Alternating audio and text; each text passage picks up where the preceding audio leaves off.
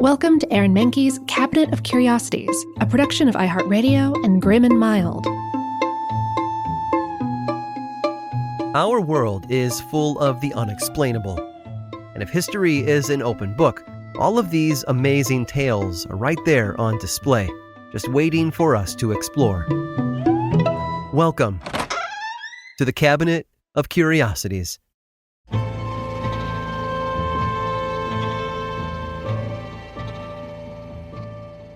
To be a rebel, you need a voice, and usually a loud one. Whether you use a megaphone or a printing press, making yourself heard is typically the first step in turning protest into revolution.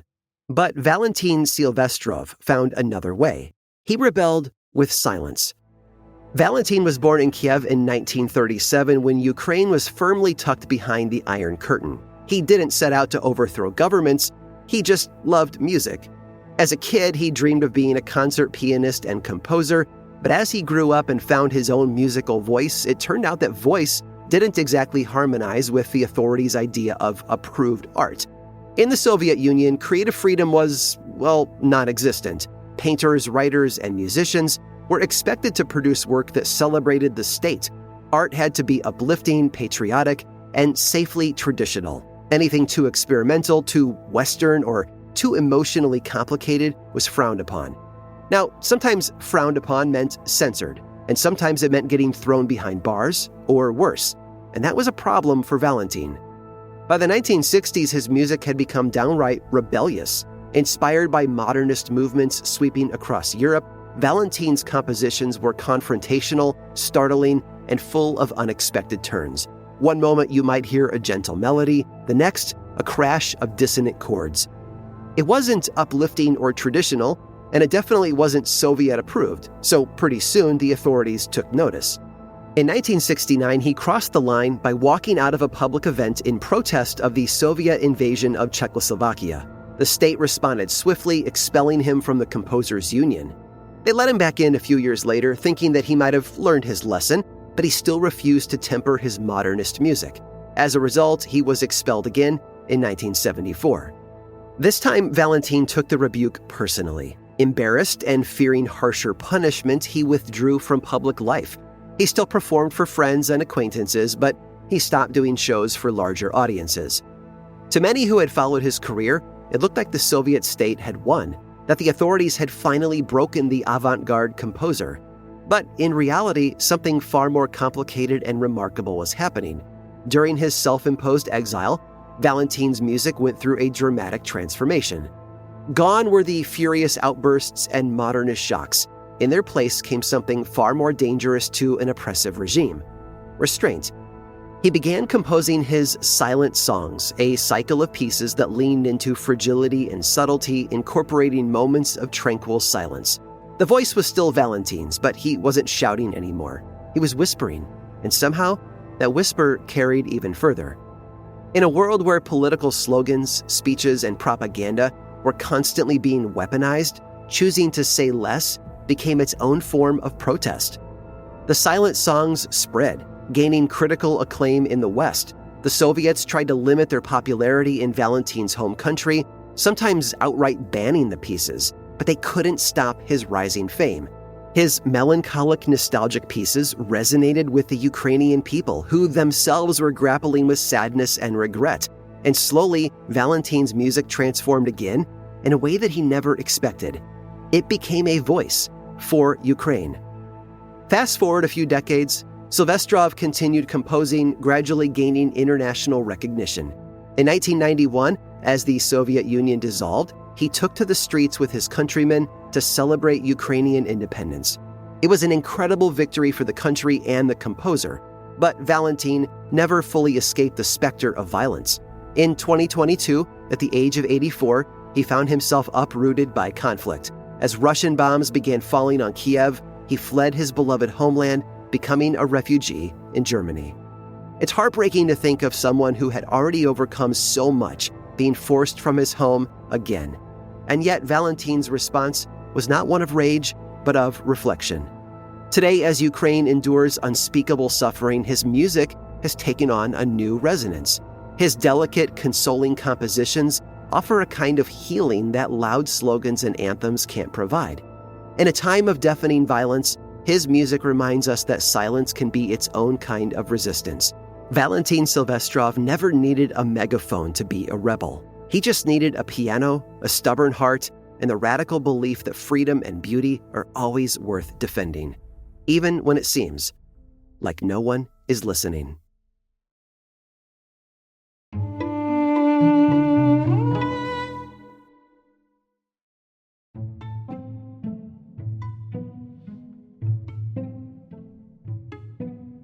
For decades, American cooks knew that if their soufflés fell flat or their muffins tasted musty, there was just one person to ask for advice. It was a woman who everyone knew. She smiled from grocery store shelves, spoke over the airwaves, and even published her own cookbook. I'm talking, of course, about Betty Crocker. But when Americans wrote, called, or emailed Betty, they were often getting responses from someone else entirely. Because, you see, Betty Crocker, the face of American baking, never actually existed. Betty's origins trace back to Minneapolis, Minnesota in 1921. Back then, at the bustling offices of the Washburn Crosby Company, the marketing department had a problem. Washburn Crosby's main product was gold medal flour, and to promote it, they would run a contest in a magazine. Readers could solve a puzzle in an ad and then send the answer in for a prize. The issue was that people weren't just sending in completed puzzles. They were asking questions. And over the past few days, Washburn Crosby's all-male advertising department had received nearly 30,000 cooking queries. Now, they had dealt with something like this before, but on a much smaller scale. And at that time, they had simply asked female staff who baked for advice and then sent those answers off. But the deluge of questions this time brought to light a concern that Samuel Gale, the head of advertising, had quietly been worrying about. He believed the mostly female customers who were writing in wanted to hear from another woman, someone who they, as a consumer, would trust to give good advice. Since baking was seen as a female activity at the time, he thought they wouldn't want tips in a letter signed by a man, even if the advice was actually coming from the female office staff. So Samuel's idea? To create, whole cloth, a fictional woman in charge of answering baking questions. Her last name would be Crocker, after William G. Crocker, the recently retired company director. And her first name? Well, something friendly, something wholesome, something like Betty. After that, a Washburn Crosby secretary wrote out a signature for the new fake baker, and just like that, Betty Crocker was born. And she was an instant hit. By 1924, she had a radio show where a home economics expert named Marjorie Child Husted brought her to life. In 1936, she finally got a face to go with the voice. Washburn Crosby put together a composite of all the women at the company, the result being the first ever Betty Crocker official portrait. Betty's influence was felt in homes across America, all through the 20th century. During World War II, she published cookbooks and ran a special radio program teaching home cooks how to make do with rationed foods. And she continued to educate new cooks, giving lessons over the radio and sponsoring cooking schools. It's no wonder that in 1945, Fortune magazine named Betty Crocker the second best-known woman in America. The first was, of course, Eleanor Roosevelt. Betty even came to the small screen in 1949 when actress Adelaide Hawley played her on TV.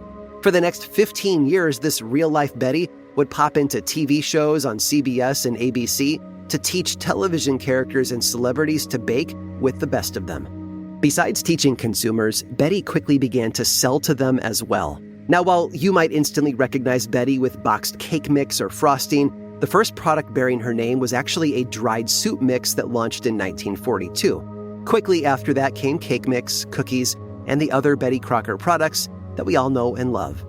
While Betty was never a real person, the researchers behind her advice were. Over the years, a series of recipe developers, nutritionists, and housekeeping experts were the brains behind Betty. And Washburn Crosby, which later became General Mills, was wholly dedicated to making sure Betty's advice and products worked perfectly for home cooks. In 1946, General Mills created the Betty Crocker Test Kitchens at their office in Minneapolis. These were replicas of home kitchens, complete with the ovens, tools, and other equipment that a typical customer might have in their home. They used these kitchens to test out recipes and advice. So if a Betty Crocker recipe said, bake for 25 minutes, you better believe someone tried it at 23, 24, and 26 just to be sure. Although she's over 100 years old today, Betty Crocker's cooking advice is still as fresh as ever. She has helped generations of home cooks coddle their eggs and creme their brulees. Back in the 1920s, Washburn Crosby took a gamble, hoping that people would like advice from a character and not a committee. And today, it's still paying off. Which just goes to show you, when it comes to cooking, there is no reward without a little whisk. I hope you've enjoyed today's guided tour of the Cabinet of Curiosities. Subscribe for free on Apple Podcasts or learn more about the show by visiting curiositiespodcast.com. This show was created by me, Aaron Mahnke, in partnership with How Stuff Works.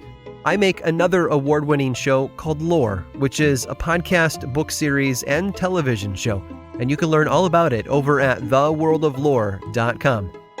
And until next time, stay curious.